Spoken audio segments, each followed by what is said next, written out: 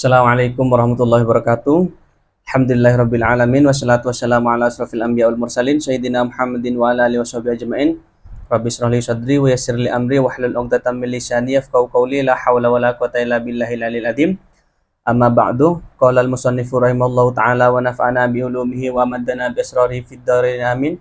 Bismillahirrahmanirrahim. Al-iffatu. Bab sekarang akan menerangkan tentang iffah. Apa itu iffah? Hiya sifatun lin nafsi takuffuha 'anil muharramati wa radha'il syahawati.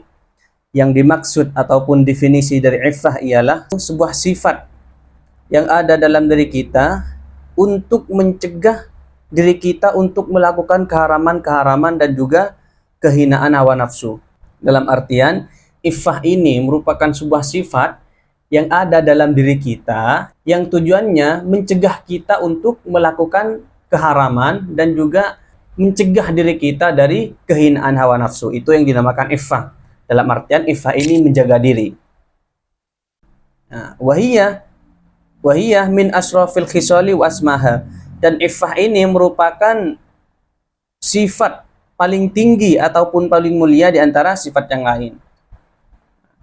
Wa 'alaiha yatafarra'u katsirun minal fadail.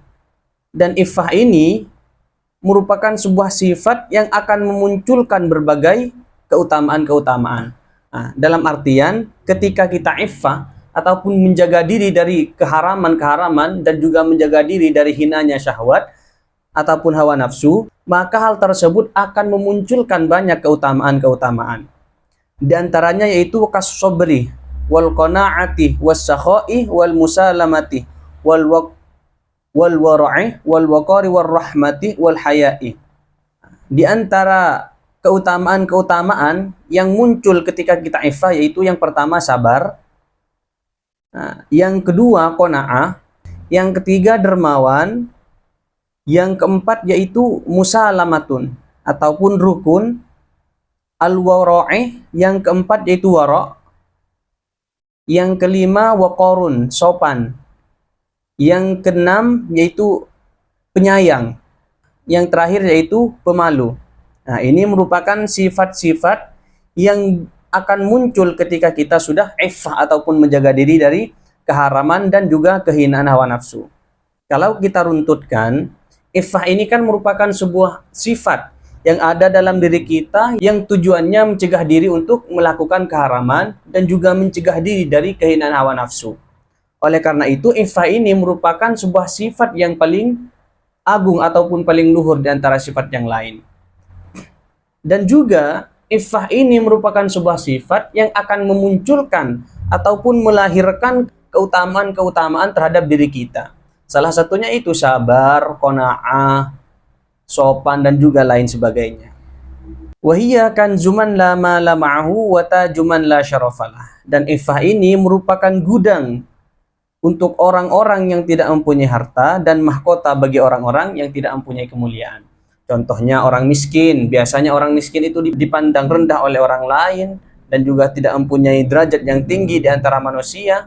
Oleh karena itu, dengan iffah, walaupun itu orang miskin, ketika mereka sudah iffah ataupun menjaga diri dari keharaman dan juga kehinaan hawa nafsu, maka orang tersebut akan memiliki derajat di antara manusia. Dalam artian, orang tersebut tidak akan dianggap remeh ataupun dihargai oleh orang lain. Oleh karena itu, di sini, iffah merupakan sebuah gudang bagi orang-orang yang tidak mempunyai harta dan juga mahkota bagi orang-orang yang tidak memiliki kemuliaan. Wasababuha, dan sebab-sebab iffah itu apa saja? Yang pertama yaitu inqita'ut tama'i, memutus tamak dari diri kita. Artinya kita tidak boleh tamak.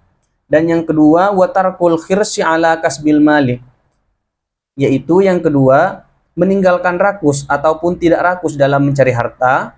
Dan yang ketiga yaitu wal qana'atu bima tad'u ilaihi darurah, yaitu qana'ah ataupun menerima terhadap sesuatu yang telah diberikan ataupun yang telah ditetapkan kepadanya. Tiga hal ini merupakan sebab-sebab diri kita untuk bisa iffah. Dalam artian, ketika kita sudah bisa mengontrol tiga hal tersebut, maka diri kita bisa untuk iffah ataupun mencegah diri untuk melakukan keharaman. Karena ketika orang sudah tamak ataupun rakus dalam mencari harta dan tidak bisa menerima terhadap sesuatu yang telah ditetapkan oleh Allah, maka orang tersebut akan melakukan segala cara dan menghalalkan 1000 cara untuk mendapatkan hal-hal yang diinginkan tersebut. Nah, oleh karena itu, ketika salah satu hal tersebut sudah gugur dalam diri kita, maka kita tidak bisa untuk iffah ataupun mencegah diri dari keharaman ataupun kehinaan hawa nafsu. Oleh karena itu di sini sebab dari kita bisa iffah yang pertama yaitu tidak tamak, yang kedua meninggalkan rakus ataupun tidak rakus dan menerima terhadap semua pemberian yang Allah berikan terhadap kita. Qala Allah Ta'ala yahsabuhumul jahilu awniya aminat ta'affuf. Nah, orang yang tidak tahu menyangka mereka orang kaya karena memelihara diri dari minta-minta. Wa qala Rasulullah sallallahu alaihi wasallam tuba liman hudiya lil Islam wa kana 'aishuhu kafafan wa qani'a bihi. Rasulullah sallallahu alaihi wasallam bersabda, sungguh beruntung orang yang ditunjukkan kepada Islam walaupun hidupnya berkecukupan dan juga menerima terhadap apa yang telah ditakdirkan.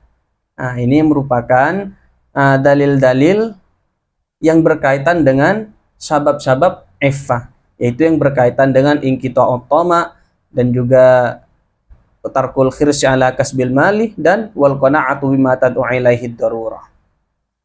Wallahu alam bisawab. Hadza minni wa lafa minkum. Mudah-mudahan ilmu yang kita dapatkan bermanfaat. Subhanakallahumma hamdik asyhadu an la ilaha illa anta astaghfiruka wa atubu ilaik. Wassalamualaikum warahmatullahi wabarakatuh.